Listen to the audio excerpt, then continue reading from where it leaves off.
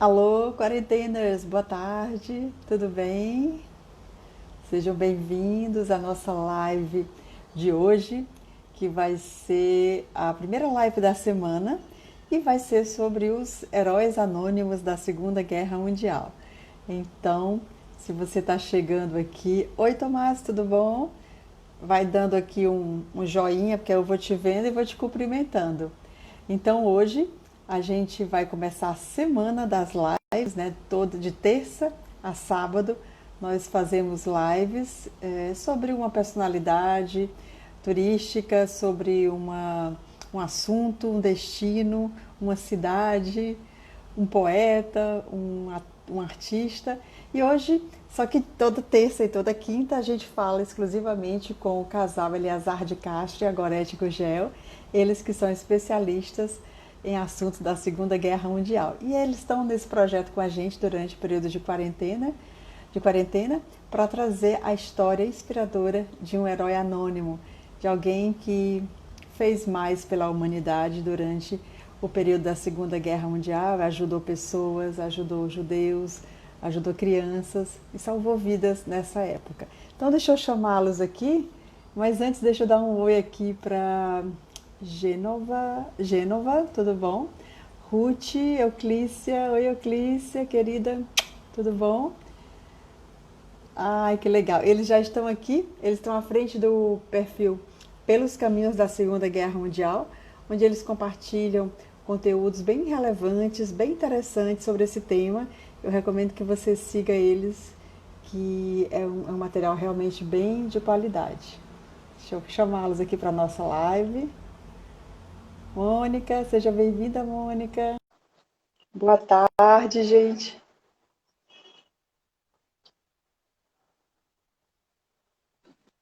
Boa Olá, tarde. Olá! tudo bem, Sally? Olha, tudo jóia. Estou ouvindo vocês, mas não estou vendo. Ah, Não, não, tá vendo? pois nós estamos te Nós vendo. estamos te vendo normal. Ah, agora sim. Às vezes demora um pouquinho, né? Um delayzinho, né? Ah, é verdade. Tudo bem, gente? Sejam bem-vindos. Obrigada. Obrigado, Tudo Sally. bem, graças a Obrigado, tudo Deus. bem, graças a Deus. Ah, que ótimo. Hoje a gente vai conversar sobre um casal, é isso? Um casal americano? Primeira vez que vai ser um Isso. casal, né? Legal, né? Mas antes da gente começar a nossa live, eu queria que vocês falassem um pouquinho daquele guia, do livro que vocês escreveram no ano passado. Ele ainda Ah, está aí? Está disponível? Tá tá. aqui. Não, peraí. Só um Só um instantinho. instantinho, Sally. É porque a gente Tá. tá usando aqui o livro como base. Bom, tá aqui o nosso livro, tá? Ele é um livro que, digamos assim, ele narra as nossas reflexões, as nossas informações de 14 anos de viagem pelos lugares da Segunda Guerra Mundial na Europa, tá? É um livro que tem muita coisa se você pretende conhecer lugares da Segunda Guerra na Europa Central, Oriental, etc. Você pode se guiar por ele, que nós garantimos as informações. Foram muito, É, foram muito conferidas, foram muito batidas, comparadas, né? E tem fotos, e a gente de vez em quando fala também do prato típico da região, fala da é cultura da verdade. região. Então, você não vai perder seu tempo lendo esse livro. Além de que a gente fala dos lugares por onde a gente andou, explica onde é, né? E a localização e também a gente indica se tem um filme que se passa naquela região que é muito bom, você visualiza. E com certeza vai encurtar os seus passos. Eu sempre digo isso. Esse livro, tanto que essa ali recomendo para os guias, né? Porque ele encurta passos. Como a gente já gastou muito neurônio pesquisando, principalmente dessa cabecinha aqui, e a gente já checou bastante, já encontrou inclusive incongruências que a gente conseguiu sanar em campo, vendo no local, em correção até Verdade. no site, comunicando umas duas incorreções que nós encontramos nos caminhos percorridos, né? Como contribuição, não como crítica, porque a gente não tem nenhuma intenção de fazer isso. A nossa intenção é É, contribuir, é ser mais legal. um elemento de informação, né? A É, Drica, eu não sei quem é a Drica, mas não sei se é sua amiga, Celi, ela perguntou aí aonde comprar o livro. Pode comprar na Livraria Cultura ou na Saraiva. Mas nós temos também um estoque, você pode depositar o valor do dinheiro na nossa conta, informa o endereço que a gente coloca na sua portaria ou na sua casa, a gente entrega rapidinho. Drica, ainda tem um detalhe, você vai ganhar um bônus se você comprar diretamente dos autores, porque você vai receber autografado. Não é maravilhoso isso? Isso não vai encontrar em canto nenhum, só com eles. A Drica, se olhar, ela disse aqui que ela é amiga da Mônica. A Mônica Dourado foi quem a convidou para o bate-papo de hoje. Seja bem-vinda, Drica. Bem-vinda, Drica. Ontem foi muito legal, viu, Celi? Sobre os nazistas e o ocultismo. Foi muito bom. E o ocultismo. Ah, bacana. Legal. Vou dizer mais uma coisa do livro. No livro, você vai encontrar um pouquinho de nós. Porque as fotos que a gente colocou no livro são fotos pessoais que a gente foi fazendo pelos caminhos, né? Então, você vai encontrar um pouco da nossa família, dos nossos amigos que viajaram com a gente, né? É assim, uma informação que nos aproxima também como escritores, autores e aquele que está lendo o nosso livro. Com certeza, né? Com certeza. E também que é amiga da Cíntia, que viajou com a gente. Isso, legal. A Cíntia, a querida, viajou com a gente ano passado. Então, joia. Então, se você ainda não tem o livro, não perca tempo, adquira. É um guia mesmo. Então, guia é aquilo que a gente guarda ali, né, na cabeceira, de vez em quando vai lá, pesquisa, olha, lê de novo. Eu recomendo demais. E para quem é agente de viagem que está aqui nessa live, por favor, não deixe de adquirir o seu exemplar, porque isso vai te colocar numa posição diferenciada quando for falar com o seu cliente sobre a Alemanha, a Áustria, a França, a Inglaterra, a Polônia, que são ali, né, e especialmente, claro, toda a Alemanha. Mas isso vai te colocar em vantagem e você vai ficar mais seguro na hora de atender um cliente que está querendo viajar por essa região do mundo. Eu recomendo bastante. Então, gente, vamos começar começando nossa live de hoje. Uma explicação. Alguém pode dizer que mais outro americano agora descobriram os Estados Unidos, né? Aí eu vou dizer, terceiro seguido, né? Aí eu vou dizer, né, que nem o Ariano Suassuna. E eu tenho que conhecer os Estados Unidos? Pois é, então... Eu acho até que faltava um pouco, porque a presença americana na guerra foi tão estratégica, né? Eu acho que faltava um pouco mesmo trazer dos heróis de lá também. Vocês vão entender por que a gente trouxe os três, porque eles vão fechar um ciclo, né? Bem interessante. Nós vamos casar agora as informações dos outros dois que a gente já trouxe, né? Só foram 5 americanos que receberam a homenagem de Justo entre as Nações. Nós já falamos de 2, hoje vamos falar de mais 2, né? Ou seja, vai ficar só um fora dos 5 que até hoje foram homenageados, né? Isso. Legal. E também aí prova, Celi, os personagens de hoje desse casal, prova que, de certa forma, todo mundo que tinha essa missão, que tinha estabelecido essa missão para si, de salvar pessoas, todos eles se conectavam de uma forma ou de outra. Isso. Eles se ligavam, eles se comunicavam. Por exemplo, esse casal de hoje conheceu o Nicholas Winton, o nosso primeiro personagem. Primeiro, lá atrás, né? Nicholas Winton, e conheceram o Varian Fry. E a tia Truz também. Tá? Então, havia uma conexão muito grande. E eles, vez por outra, eles usavam essa rede que foi montada por um ou por outro. Eles se utilizavam. Eles passaram a chamar de uma rede de cooperação, né? Uma rede que comunicava, se ajudava e cooperava. Porque, enfim, é um trabalho muito difícil, um trabalho subterrâneo, né? Precisava realmente que houvesse toda uma composição de um roteiro para que pessoas que precisavam sair da Europa, principalmente sair da Alemanha e os países ocupados, eles pudessem encontrar abrigo em outros países que fossem neutros, né? Ou então até mesmo fora da Europa, como os Estados Unidos. Sem dúvida. Vamos falar um pouquinho, eu vou começar a falar um pouquinho primeiro do Wait Still Sharp, tá? Wait Still Sharp. Wait Still Sharp e Martha Sharp, tá? O Wade Esse Steele, Sharp tem alguma referência com Sharp que a gente conhece? Uma marca de... de TV? Não, tem não. Na verdade, Sharp em inglês quer dizer exato, né? Sim. Exatidão, E o tá? nome dele é interessante, né? Wade Steele. Wade Steele. Wade Steele é um nome incomum Nome demais. Né? incomum, Completamente incomum, né? E eu como aqui se tentando dissesse, pronunciar todo tempo. é como se dissesse assim, literalmente, ainda esperar. Wade É Steele verdade. né? Interessante. É verdade. Ainda bem que o nome dela é bem facinho, Marta. É Marta. Bom, Legal, ele era vamos lá. filho da dona Grace Hastings, que era dona de casa naquela época na América, era muito comum, né? Só o homem tinha uma profissão, né? Uhum. Em 1902, né? E do naturalista, autor e professor Dallas Lawrence Sharp, né? Eles tinham vindo da Inglaterra, era uma família que tinha origem na Inglaterra, tá certo? Uhum. Ele se formou, ele teve uma graduação em economia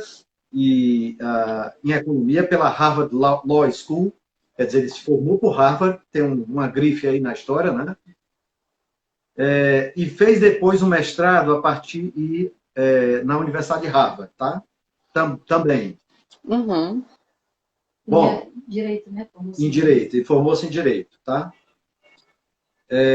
Ele casou com a Martha Ingham Dickey, em New Hampshire. Eles casaram, tá certo? Em 1928. E a Leta vai apresentar, eu não vou falar muito sobre ela, tá? Ela era uma assistente social, a Leta também vai falar disso, tá? Estou entrando de vez em quando no terreno dela, ela está reclamando. Tá? Tá bom. Então, a Leta agora vai apresentar a Marta. Quem era a Marta? A Marta nasceu em 1905, né? Também nos Estados Unidos, e filho de um casal que também tinha origem da Inglaterra, ou seja, como a gente sabe, né, os Estados Unidos foram colonizados pelos ingleses, né? E ela também tinha as suas origens dos avós de ascendência, né, inglesa. O que, depois eu lendo aqui, diz que dá um certo status aquelas famílias que têm origem inglesa, tinham um certo status. Apesar de não ter muito dinheiro, mas tinha status, né? Deixa eu fazer uma observação, Léo. Uma observação que eu faço aqui, logo de cara, Celi, é o seguinte. Eles moravam na região de Rhode Island. A região de Rhode Island, acima de Nova York, que fica em Connecticut, né? É onde os pioneiros ingleses aportaram. Sim. Tá certo? Então, eles eram legitimamente descendentes de ingleses. Tá? Porque ficavam naquela região. Ela, muito cedo, já tinha esse chamado interior de trabalhar e ajudar os outros. E cresceu pensando nisso e foi fazer faculdade, como ela já disse, e assistente social, porque de foro íntimo ela sabia que queria ajudar pessoas, né? Ainda na faculdade ela já chama a atenção e perguntam para ela se ela quer cuidar de um grupo de crianças que era vinculado à universidade. Já um trabalho humanitário que a universidade fazia. Perguntam se ela quer liderar, ainda quase se formando, não formada ainda, se ela quer liderar os cuidados com esse local onde essas crianças, que eu não consegui saber se eram crianças órfãs ou se eram crianças carentes. Mas eram 500 crianças.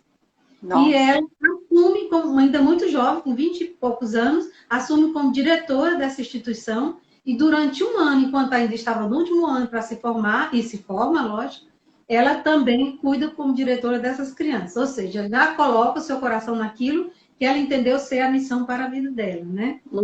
Eles dois faziam parte de uma igreja chamada Igreja Unitária, que havia nos Estados Unidos. Quer que eu dê um plazinho? Estou voltando para Eliasab. A Igreja Unitária, Celi, é uma igreja protestante, de confissão protestante, mas uma igreja extremamente aberta, que cultiva a liberdade e a livre expressão do pensamento. Tá? Eles inclusive, são ecumênicos. Tá? Eles Então, a Respeita as relação... outras religiões. Respeito por outras Respeito à religiões. diversidade, respeito à liberdade, respeito... Eu fiquei bem... Achei muito bacana esse pessoal. Respeito ao outro e à democracia, né? O direito de ir e vir. Tudo isso fazia parte dos ideais dessa igreja. Ele foi ordenado em 31, desculpa, em 33, portanto, com 31 anos de idade, tá? E aqui eu vou entrar na Eleazar para dizer que ele não era feliz sendo advogado. Ele encontrou-se quando ele descobriu esse chamado para ser pastor. Ele foi ser pastor, ordenado por essa igreja unitária, e ele disse que quando encontrou esse lugar onde ele podia servir as pessoas, ele sentiu que tinha encontrado o lugar dele, assim como ela, né?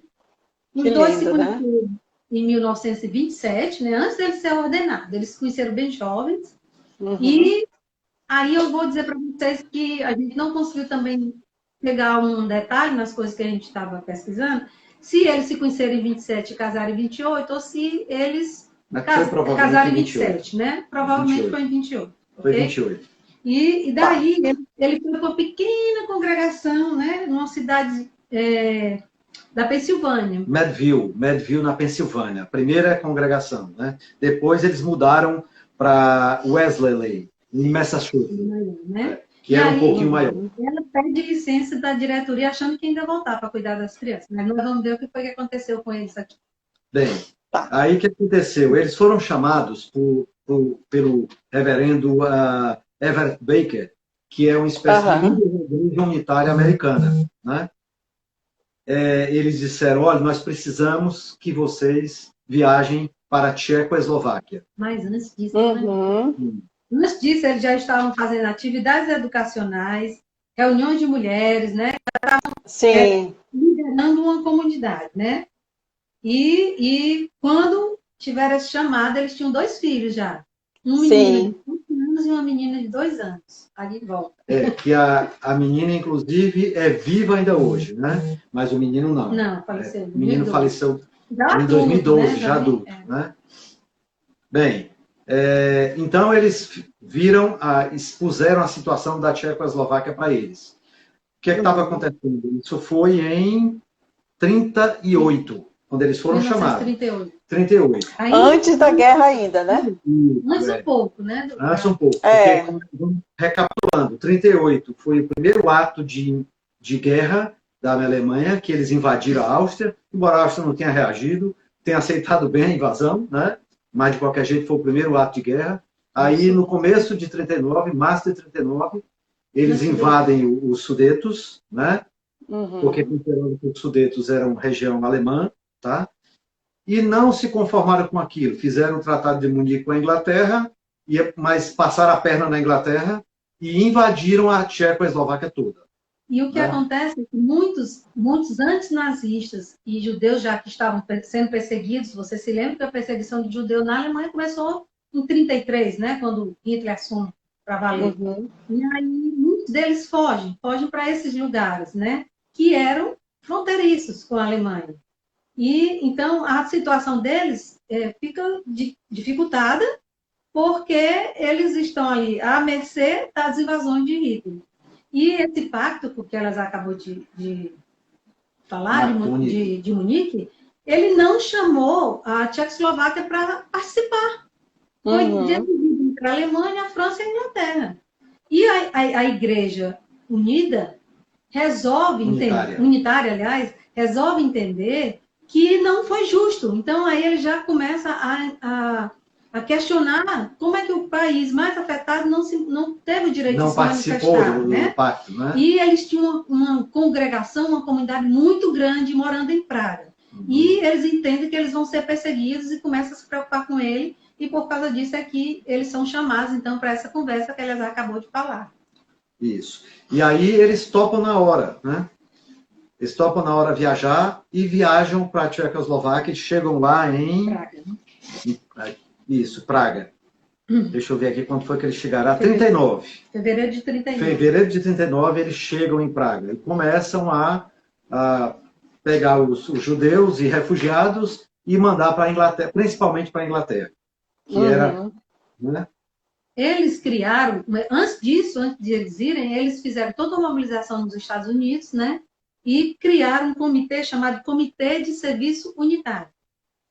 E esse comitê era representado por um cara muito importante chamado Dexter, que era quem mais se destacou nessa de transitar pelo país para arrecadar esses fundos e criar esse comitê para salvar pessoas antinazistas e pessoas perseguidas como judeus e outros. Então, já foram com essa intenção. Eu aproveito essa sua fala, dona Gorete, para dizer que eu acabei de receber uma mensagem aqui no meu WhatsApp, que chegou aqui, perguntando qual era o teor dessa live, e é um amigo meu que tem estado bastante atuante aí nesses movimentos que a gente está vendo, infelizmente, no Brasil. Então, eu queria dizer para ele que essa live é antirracista, antinazista e antifascista. Da diversidade. Em favor da Nós estamos tolerância. falando sobre isso, tá? Então, nós compartilhamos dessa ideia. Nós estamos realmente muito tristes com tudo isso que está acontecendo no Brasil, especialmente em relação à pandemia e ao turismo. Eu queria até colocar também que nos preocupa muito o descaso que o Brasil, como nação, está tratando da pandemia, porque se isso continuar do jeito que está, o que pode acontecer que vai afetar ainda mais o turismo é todo brasileiro ser impedido de viajar, ou seja, as fronteiras todas serem fechadas para nós, porque a pandemia tá tão em descontrole, né, que isso pode prejudicar a todos, independente de qualquer situação, de qualquer classe econômica, de qualquer...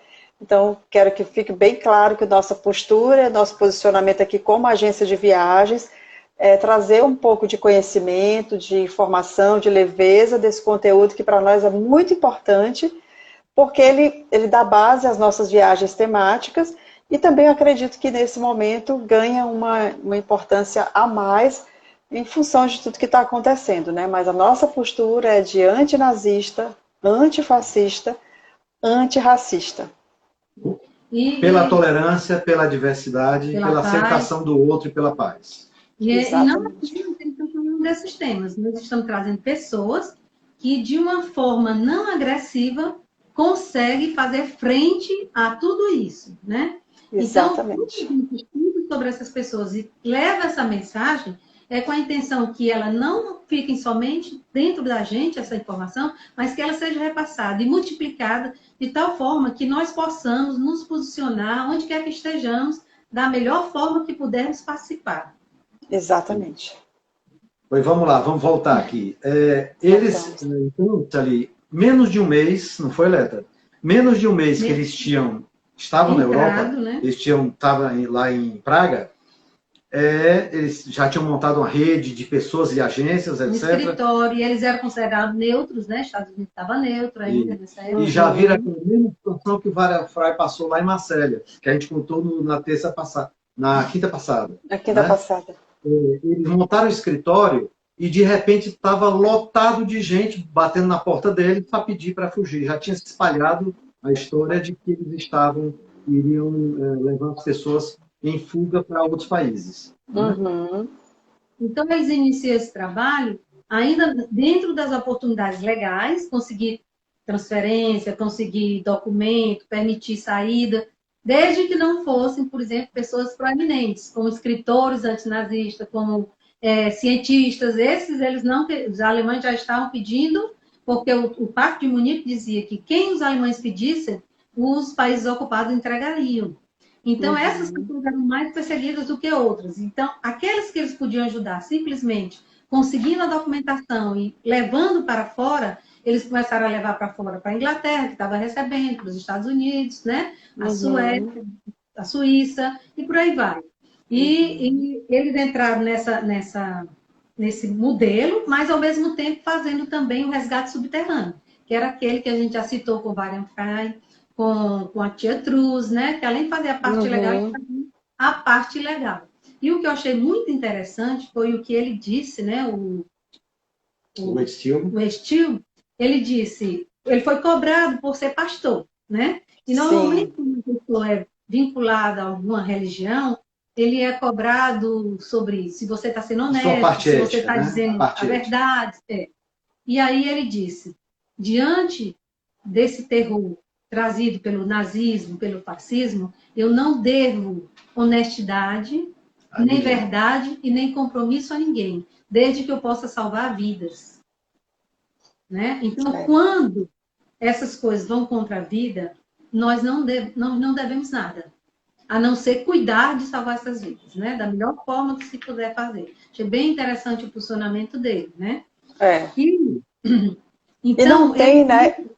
E não tem, né, dona Leta, como eu pelo menos não consigo olhar para o passado e não comparar com o presente, né? Porque quando a gente tem essa consciência de que a vida é mais importante do que tudo, vem em primeiro lugar, né? É mais importante do que tudo. É mais importante do que qualquer ato de governo. Porque o próprio ato de governo de qualquer economia, de qualquer outra situação secundária. Né? Isso, exatamente. Pois bem, então, eles se dividiram mais ou menos assim, né, lá. A Marta se concentraria nos casos individuais, de imigração, né, enquanto o Ed Steele estava nos projetos de ajuda que ele realmente via que ele haviam sido enviados para fazer, para facilitar. Né? Eles precisaram, na época, até da ajuda da polícia lá em Praga, porque, como eu disse, o pessoal estava invadindo, querendo fugir. Né? Porque havia muitos judeus em Praga antes da invasão alemã. Eles, inclusive, foram beneficiados porque entraram antes dos alemães chegarem em Praga. E o visto deles permitia entradas e saídas de Praga livremente. Então, ele podia ir atrás de angariar fundos para atender essas pessoas e ela ficava. E aí, eles começaram ele ir cada vez mais distante, até em outros países, e ela ficando, né? Na linha de frente, como eu chamo. Ela tinha realmente essa vontade. E ela começa, então, a se envolver com as outras entidades. Eles fazem pacto com a Cruz Vermelha, que alimentava 350 refugiados por dia, dando almoço e jantar. E quando a Gestapo, a SS, fica sabendo, vai lá atrás de fugitivos, né, que eles estavam atrás, e bate e maltrata muitas pessoas. Ela também faz contato com o nosso querido Kindertransporte, né? Do Nicholas Winton e a tia Cruz por lá. Inclusive, o Nicholas Winton também trabalhava na República Tcheca, né? Eslováquia. E aí ela consegue tirar crianças, né? Crianças por meio dessa rede do Kindertransporte. Né? Aliás, foi um primeiro modelo de fugas ali que eles fizeram, se estabeleceu como para ser replicado pelas demais agências, né? Pelos demais movimentos, inclusive o Kindertransporte. Todos eles passaram a imitar esse modelo de fuga. Tá? Que eles estabeleceram o primeiro modelo. Eles dois, ainda porque eles estavam morando em Praga, né? E aí eles passaram a ajudar com documentação da imigração, distribuir o dinheiro, bens de ajuda, e ainda ajudou os intelectuais refugiados a encontrar emprego nos Estados Unidos. Tá? Depois dos intelectuais, foi aí que eles começaram a trabalhar também com crianças. Ok? E vamos lá. A Mônica, senhor Eliazar, ela está perguntando assim se foi da mesma época do Carniceiro de Praga. Ainda não. Ainda não. Eu acho que teria sido muito mais difícil. Foi antes dele chegar lá, porque o Heydrich, né, o Carniceiro de Praga, ele só foi para a República Tcheca em 41. Tá? E a gente está aqui em 1940, né? E eles só ficaram lá até setembro, ele até setembro de 1940, e ela ainda conseguiu até novembro de 1940, né? Certo. Porque já tinha sido decretada a prisão dela e ela teve que fugir rapidamente. Isso a gente vai chegar lá, então só estou adiantando um pouco. Ela também, ela fez uma fuga com 35 refugiados, né? E entre eles tinha políticos e crianças cujos pais tinham se suicidado, se desesperado e tinham suicidado. Então ela recolhe essas crianças abandonadas e esses políticos e viaja pelas fronteiras com ele. Ela se vestia como se fosse uma camponesa e levava as pessoas como se fossem camponeses, porque esses não eram muito abordados. Aí veja, uma pessoa que é cientista, que é professor universitário, que já tem um jeito de falar diferente, tinha que se portar como um camponês, né? Então, fazer todo esse preparativo para poder passar a fronteira tranquilamente, mas eles também utilizavam de suborno, com dinheiro e cigarros nos guardas fronteiriços, né? que não tinham muito compromisso ainda na época, nem talvez muito medo, deixavam passar mais ainda nessa época, né? E aí, 3 meses depois, o Wade Steele deixou Praga para uma conferência na Suíça, né? E aí foi justamente quando as autoridades nazistas impediram de retornar as províncias tchecas, impediram as pessoas de retornar para a Tchecoslováquia, né? As terras ocupadas pela Alemanha. Eles proibiram as pessoas de voltar, né? Eles navegaram então para os Estados Unidos no final de agosto, retornando quando a Segunda Guerra Mundial estourou na Europa. Tá? Ela também, ainda no tempo que ela ficou em Praga, ela cuidou de assistência à família de soldados tchecos que estavam presos na França. E aí foi na época que a França, né, já tinha sido invadida. E também a gente vai chegar lá com eles. E ela prestou também assistência a essas famílias para fugirem, né? E porque estavam sendo perseguidos, porque os seus parentes estavam presos, já eram perseguidos, né? Foi criado em 40 um comitê de serviço unitário, que a Letra já falou, né? O comitê de serviço unitário é um comitê que reunia pessoas de várias congregações da Igreja Unitária, né? E unificava esse trabalho. Em maio de 40, o presidente, então, chegou para eles e pediu, né, para que eles viajassem novamente. Sim, mas antes, vai contar o caso daquele escritor? Vamos contar. Mas foi antes disso? Não, foi depois. Eles voltaram, né? Vocês estão lembrando que eles voltaram, porque ainda tem um dela. Eles voltaram, finalmente, ela ainda estava em Praga e ele já tinha retornado para os Estados Unidos. Quando precisa ir, ela diz, eu vou, mas eu vou levar pessoas comigo, porque eu sei que se eu começar a fazer isso, outras pessoas farão. Então, ela não foi embora só, ela levou 27 crianças e 10 adultos para a América, junto com ela, nesse retorno para os Estados Unidos. Ela não perdeu a oportunidade. Né? Pois bem, em maio de 40, né, eles foram nomeados como embaixadores extraordinários desse comitê. Né? Eles iam para Paris, para começar o trabalho em Paris, porque a República Tcheca estava fechada. Não permitia mais entrada de ninguém. Né? E aí, quando eles foram para Paris, foi a época que a França foi invadida. E aí eles voltaram imediatamente para Lisboa e fizeram o escritório em Lisboa, porque Portugal era neutro. E aí você lembra quando a gente falou do Frei, né? Frei.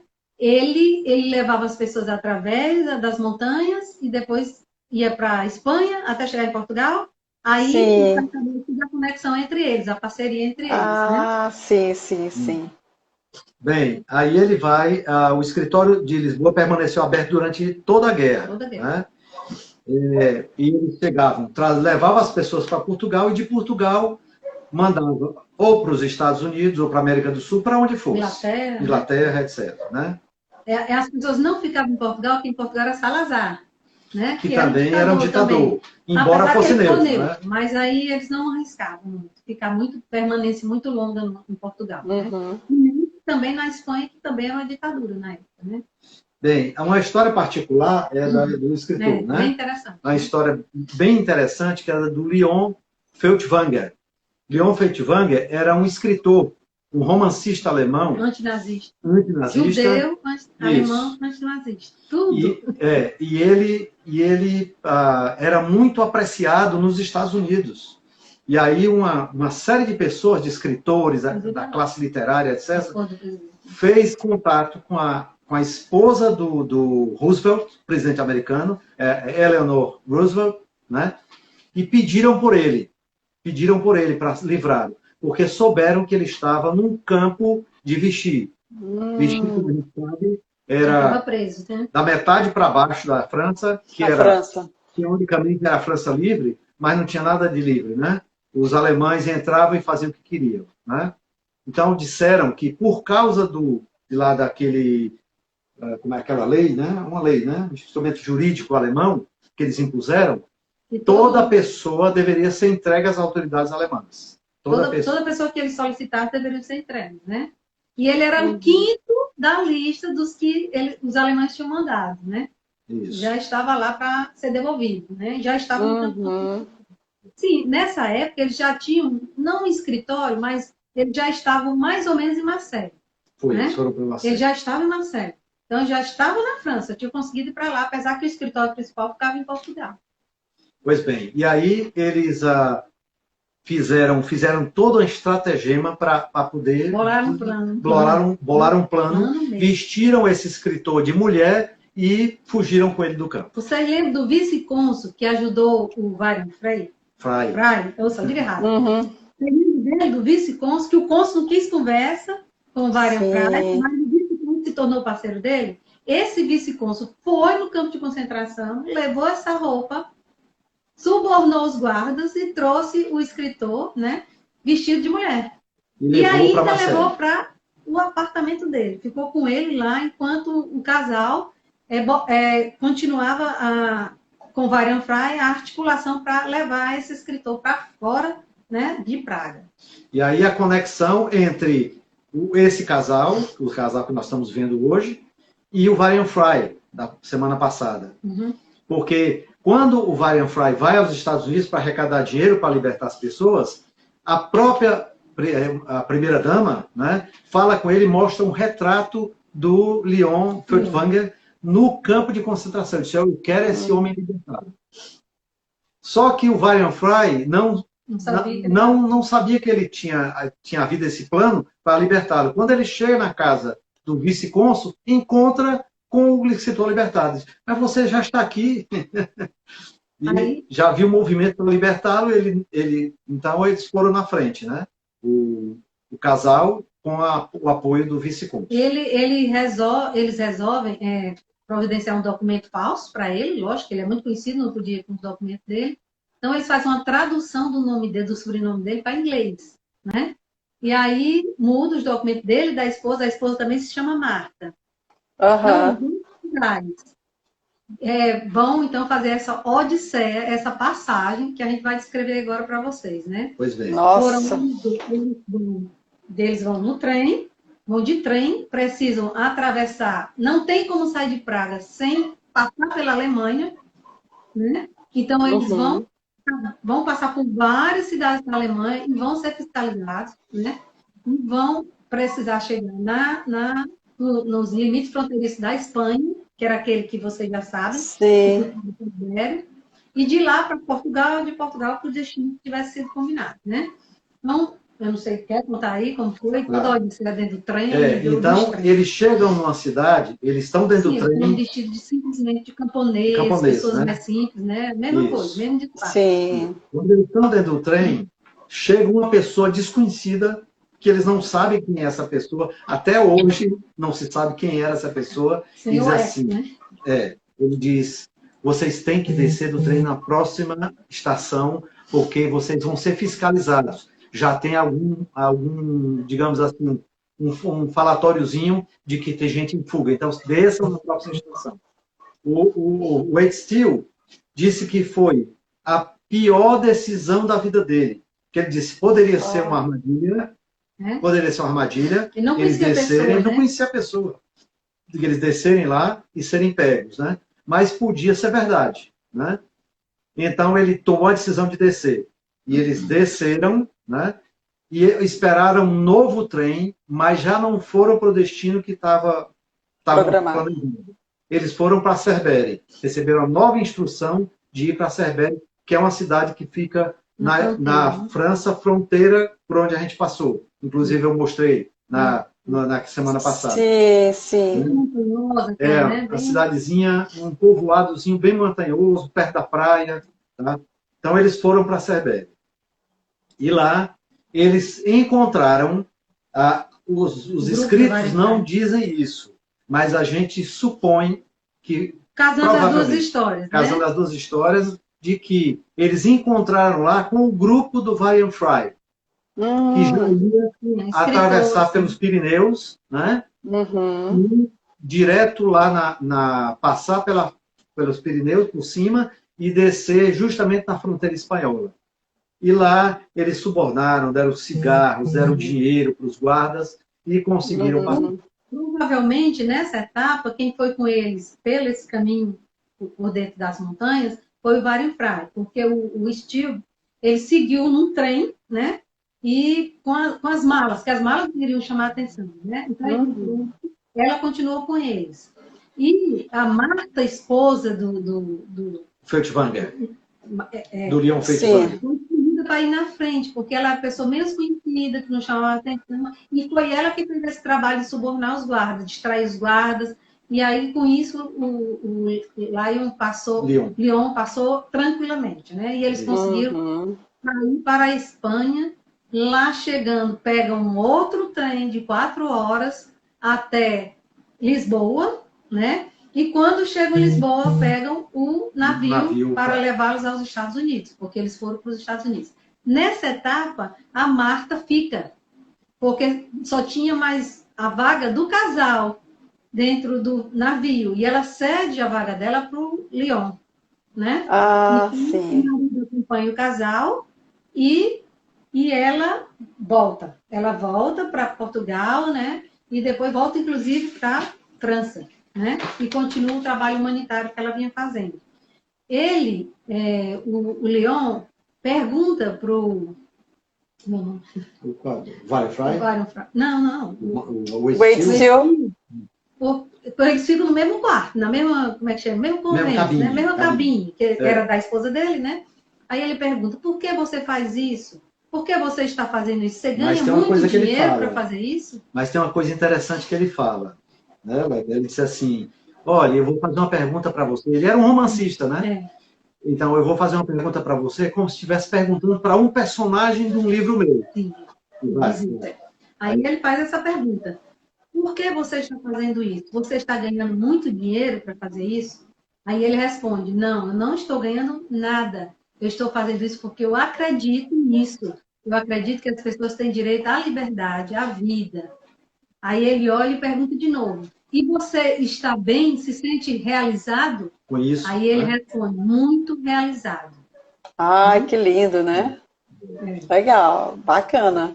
Isso depois foi contado pela esposa dele, do Leon, que escreveu a história da vida, que escreveu a história dessa fuga dele, né, do marido, ajudado por esse casal e pelo Wallenfrey, e ela cita, então, essas coisas que aconteceram, esses diálogos, essas coisas, né? Bem, eles se desgastaram muito nessas tarefas todas, né? E isso trouxe um certo prejuízo às relações dos dois, porque eles ficaram muito longe um do outro. Isso. Ela ficou lá na França, ele pelo meio do mundo, né? Isso. E aí, tanto eles ficaram longe um do outro, como ficaram longe das crianças.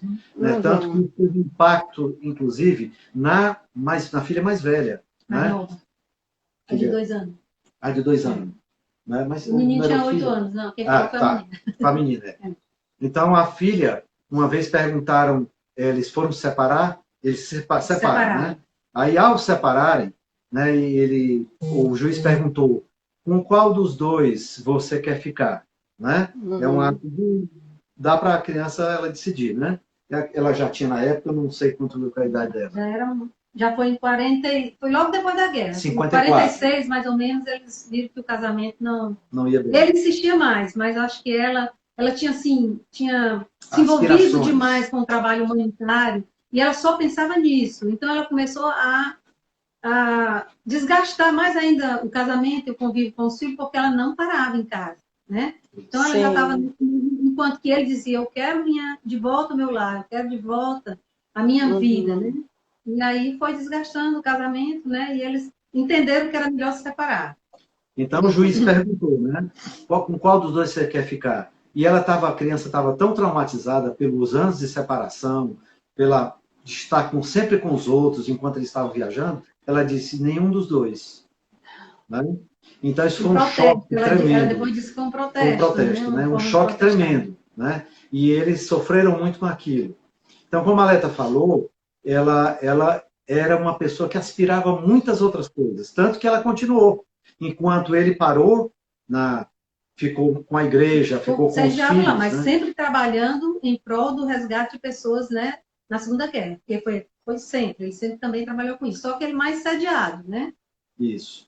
Então, ela não. Ela queria ajudar, queria continuar o trabalho dela de humanitário. né? Por exemplo, em 1943, ela funda uma entidade chamada Crianças para a Palestina, porque ela tinha se apaixonado pelas crianças judias abandonadas, né? Então, ela funda essa fundação e passa a trabalhar para arrecadar dinheiro para levar essas crianças, né, que tinham fugido da guerra para a Palestina, né?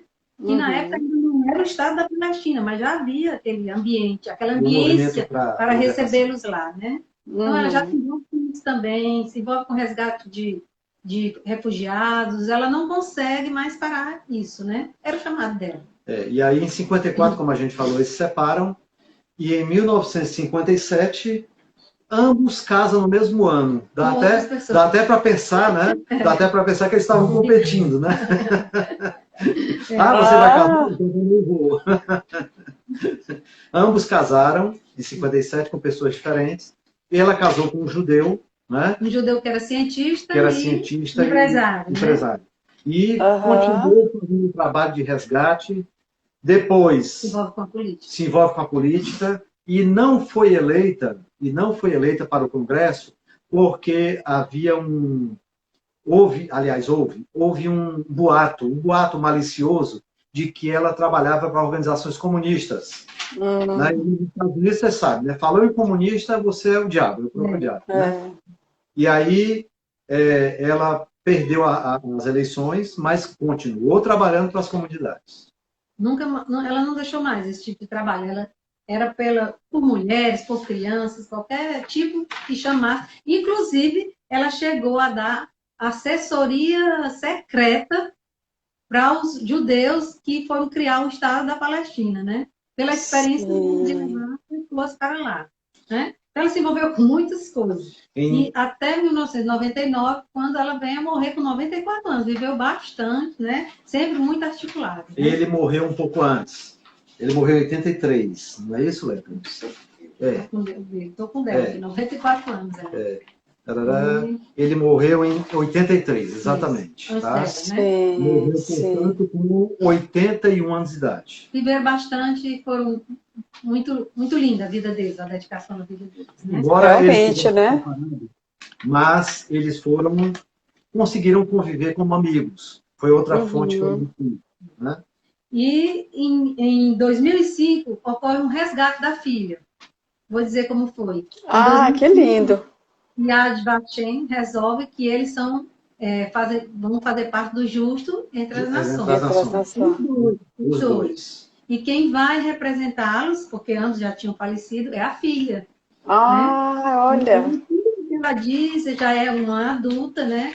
Já é entendimento de uma pessoa que finalmente resgatou a memória dos pais e entendeu que os pais tinham uma missão maior do que eles mesmos, né? E ela aceita e ela agradece, e ela se sente feliz. E outra coisa muito interessante é que nesse dia também estava presente uma das sobreviventes auxiliadas por ela, pela Marta. E ela conta também a história da família, né? Que os pais imploraram que ela levasse. Se lembra que ela foi com 27 crianças, né? Então, os pais imploraram que as duas filhas fizessem parte, porque eles não tinham mais como sair dali. E aí ela diz, não, o grupo está completo, não posso. Mas no dia, faltam 2 meninos e ela coloca essas 2 meninas.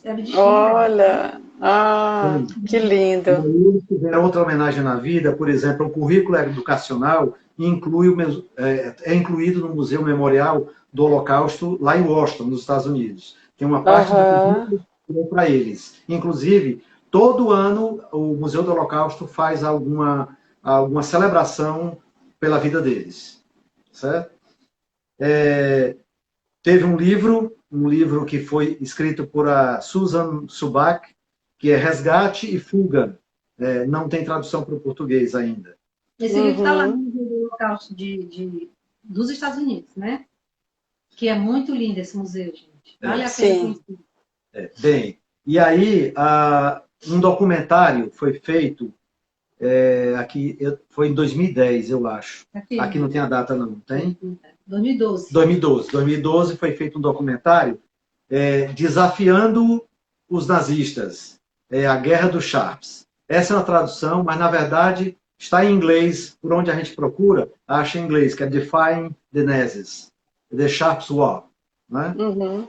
Então, esse filme é difícil de conseguir, nós tentamos conseguir pelo YouTube. No YouTube você consegue ver alguns pedaços dele, ele está fragmentado, Uhum. e assim, digamos assim, como é que chama? O Mercado Negro, eu consegui no Mercado Negro. Ah, É uma gravação tá. desse documentário muito bom, tá? Nós assistimos uma vez, tínhamos assistido, e ontem à noite assistimos De novamente, novo, para relembrar. para relembrar. Assim, o interessante desse documentário é que tem uma participação especial também, do neto dele, chamado Artemis Jukonski III. Jukonski III. Parece até Ah, Aham.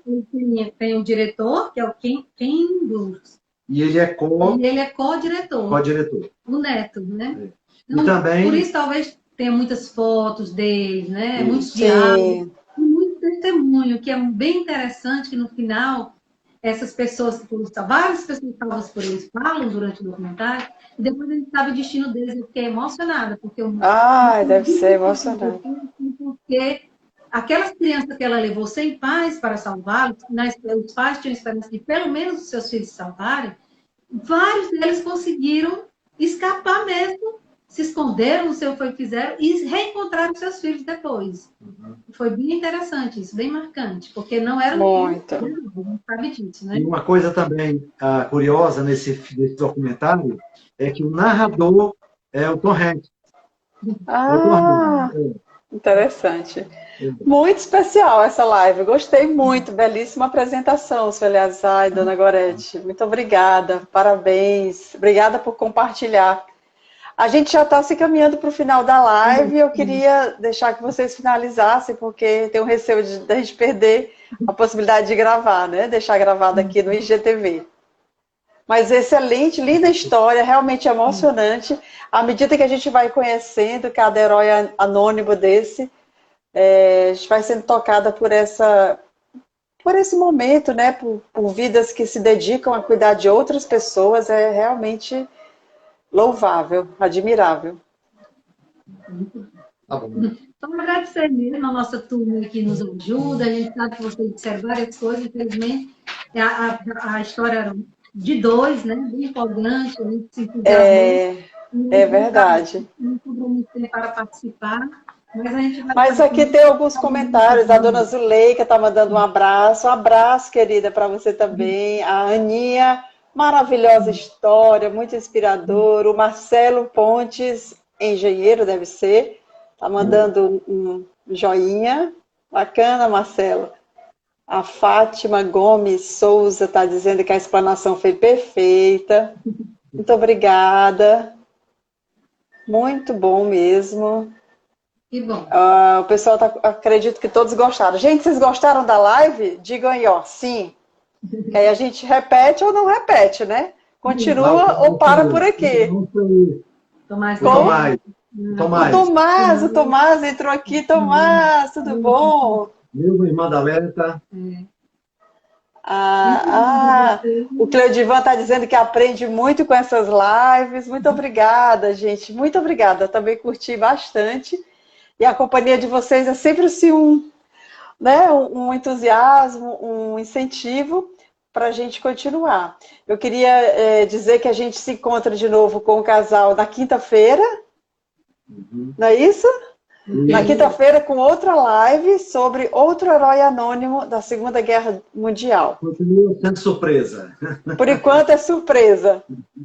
Tá, então a gente vai divulgar pelas redes sociais e a gente espera vocês na quinta-feira. E amanhã tem uma outra live sobre um destino turístico, um lugar espetacular, que eu posso aqui já antecipar, porque se vocês quiserem se organizar para participar, são todos muito bem-vindos. Amanhã às 15 horas nós vamos conversar sobre o Alasca.